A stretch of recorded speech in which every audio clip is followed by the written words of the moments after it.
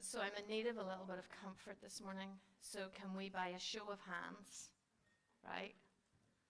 Put your hand up if you remember singing that song when you were younger. Like that wasn't the first time you've seen that song. Thank you.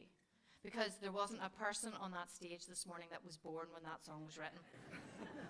Now that is depressing when you sang it as a teenager, when it first came out.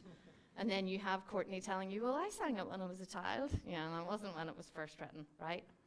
So, anyway, I just needed a little bit of solidarity there, that I wasn't the only person in this room going, oh, I feel so old. Anyway,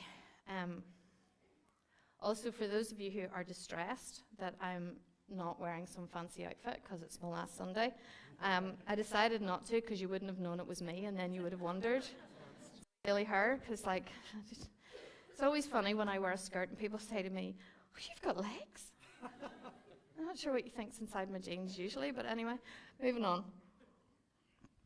Okay guys, summer in the Psalms, and we're in Psalm 19 today, so let me read it to you. The heavens declare the glory of God, and the sky above proclaims his handiwork. Day to day pours out speech, and night to night reveals knowledge. There is no speech, nor are there words whose voice is not heard. Their voice goes out through all the earth, and their words to the end of the world. In them he has set a tent for the sun, which comes out like a bridegroom leaving his chamber, and like a strong man runs its course with joy. Its rising is from the end of the heavens, and its circuit to the end of them, and there is nothing hidden from its heat. The law of the Lord is perfect, reviving the soul. The testimony of the Lord is sure, making wise the simple. The precepts of the Lord are right, rejoicing the heart. The commandment of the Lord is pure, enlightening the eyes. The fear of the Lord is clean, enduring forever. The ruling of the Lord are true and righteous altogether. More to be desired are they than gold, even much fine gold. Sweeter also than honey and drippings of the honeycomb. Moreover, by them is your servant warned. In keeping them there is great reward. Who can discern his errors? Declare me innocent from hidden faults. Keep back your servant also from presumptuous sins. Let them not have dominion over me. Then I shall be blameless and innocent of great transgression.